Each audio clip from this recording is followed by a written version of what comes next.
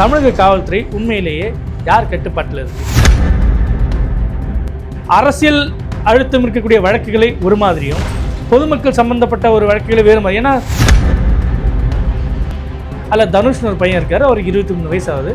அவர் தேனி மாவட்டத்தில் இருக்கக்கூடிய ஒரு பொண்ணை இன்ஸ்டாகிராம் மூலமே பழக்கம் ஏற்பட்டு காதலிக்கிறார். ஏடிஜிபியோட கார்லேயே அந்த மகேஸ்வரி, வனராஜா இவங்கெல்லாம் வந்துட்டு அந்த பையன் வீட்டுக்கு போகிறாங்க. பையன் கடத்தப்பட்டதுனான்ட்டு 100க்கு அந்த அம்மா ஃபோன் அடிச்சிட்டாங்க. சென்னை உயர்நீதிமன்ற நீதிபதி வேல்முருகன் சில காட்டமான கருத்துக்கெல்லாம் முன்வைக்கிறார். ஒரு யூனிஃபார்ம்டு போலீஸ் ஆஃபீஸர் வந்துட்டு தன்னுடைய யூனிஃபார்ம்லேயே இருக்கும்போது கைது செய்யப்படுறது இதுதான் முதல் முறை. காவல்துறை வந்துட்டு ஒரு கட்டுக்கோப்பாக தான் செயல்படுதா, இல்லை காவல்துறைக்கே பாதுகாப்பு தரணுமா? டிஎன் டாக்ஸ் நேயர்களுக்கு வணக்கம். நான் உங்கள் அரவிந்த்குமார். இன்றைய தினம் நாம் பார்க்க இருப்பது அரசியலை தாண்டி அரசின் மீதான நம்பகத்தன்மை, அரசின் மீதான களங்கம், இது ரெண்டுத்தையும் ஒரு சேர கொண்டு வரக்கூடிய ஒரு துறையை பற்றி தான் நம்ம பார்க்க இருக்கிறோம். அதுதான் காவல்துறை. ஒரு ஆட்சி எப்படி இருக்குன்றதுக்கு அந்த ஆட்சியுடைய சட்டம் ஒழுங்கு தான் மிக முக்கியமான ஒரு காரணியாக இருக்கும். மக்கள் நிம்மதியாக இருக்காங்க, கொலை கொள்ளைகள் குறைஞ்சிருக்கு, எந்த விதமான சிக்கல்களும் இல்லை அப்படின்றப்போ அந்த ஆட்சி ஒரு சுபிட்சமான ஆட்சி, ஒரு நல்ல ஆட்சி அப்படின்னு சொல்லலாம். இன்றைய தினம் 2021 திமுக ஆட்சி பொறுப்பேற்ற பிறகு 4 ஆண்டுகள் முடிந்திருக்கு. 5வது ஆண்டு நடைபெற்று கொண்டிருக்கிறார்கள். அடுத்த ஆண்டு 2026 சட்டமன்ற தேர்தல் வர இருக்கு. இதில் தமிழக காவல்துறையின் செயல்பாடுகள் எப்படி இருக்கு, தமிழக காவல்துறை பற்றிய பொதுமக்களின் எண்ண ஓட்டம் என்னவா இருக்கு, இது பற்றி இந்த வீடியோவில் பார்க்கலாம்.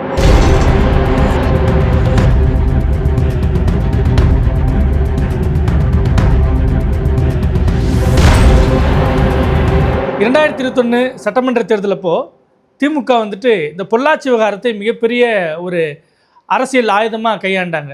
அண்ணா எனக்கு நீதி வேணும் அப்படின்ற அந்த பொண்ணு ஒன்று கதறிச்சு இல்லையா, அந்த வீடியோவை மீண்டும் மீண்டும் போட்டுக்கிட்டே இருந்தாங்க. அதிமுக ஆட்சியில் பாருங்கள், பெண்களுக்கு வந்துட்டு நீதி இல்லை அப்படின்ற மாதிரியான ஒரு குற்றச்சாட்டை முன் வச்சாங்க.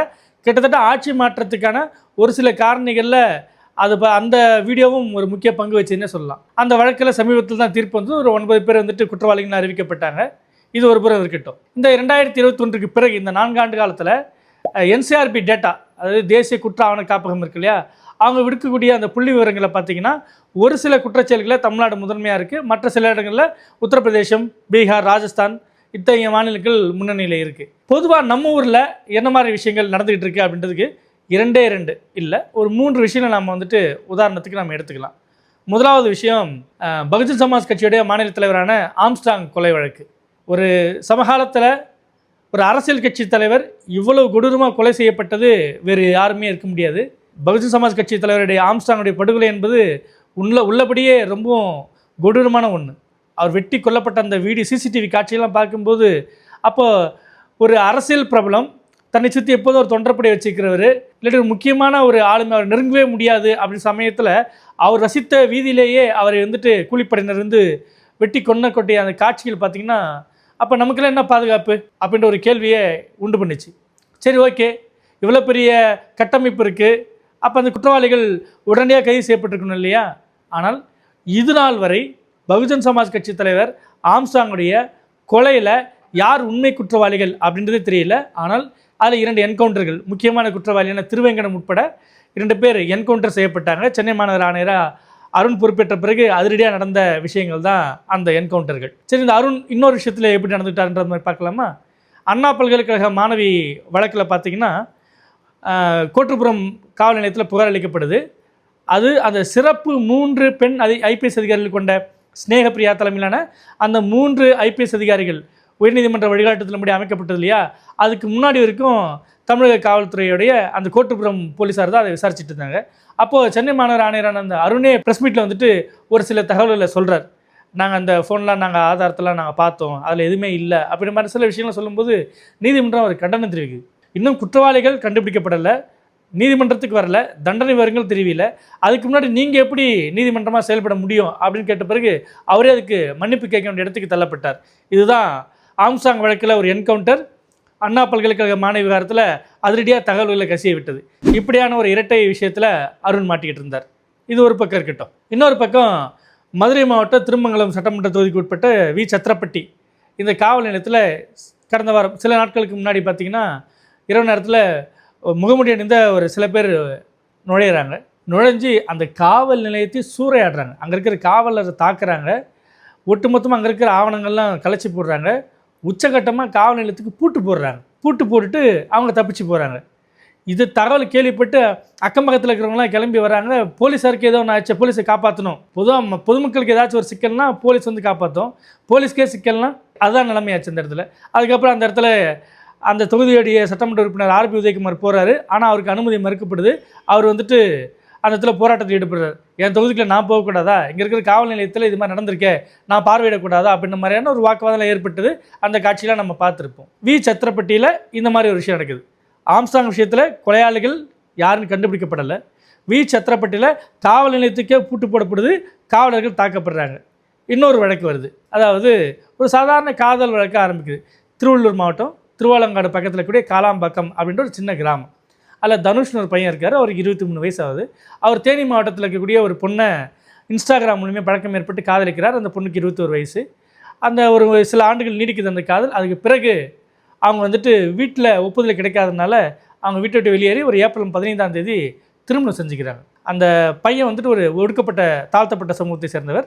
அந்த பொண்ணு வந்து ஒரு பிற்படுத்தப்பட்ட சமூகத்தை சேர்ந்த ஒரு வடுகர் இனத்தை சேர்ந்தவர். இப்போ அந்த பெண்ணோட தந்தை வனராஜன் என்ன பண்ணுறாருன்னா, தன் மகளை மீட்டு கொடுக்கணுன்ட்டு அங்கே இங்கே அலமோதுறார்.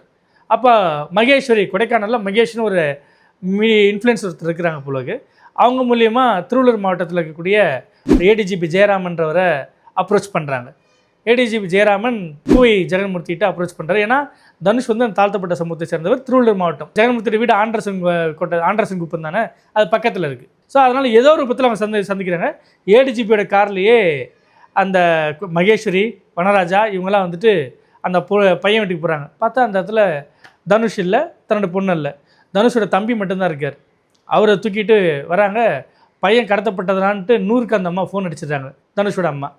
உடனே போலீஸில் வரும்போது பார்த்தா ஏடிஜிபியோட வண்டி TN06G0606 இந்த வாகனத்தை பார்த்தோன்னே எல்லாருக்கும் ஒரு அதிர்ச்சி.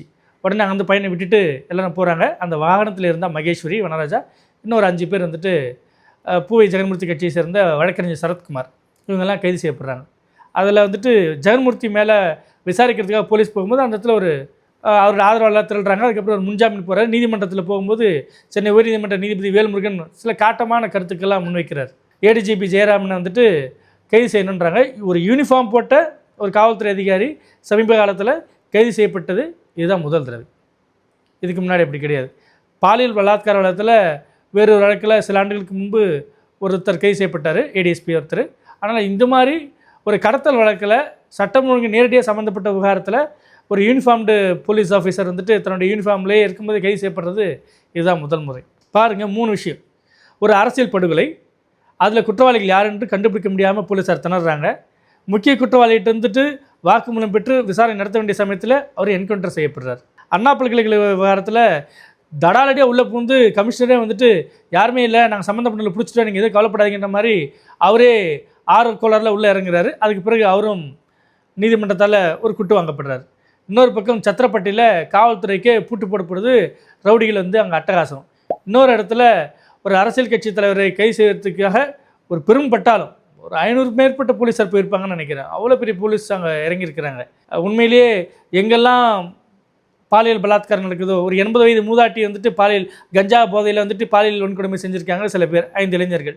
இது மாதிரி எத்தனை பாலியல் வன்கொடுமைகள் கடந்த சில ஆண்டுகளில், சில மாதங்களில் நடந்திருக்கு.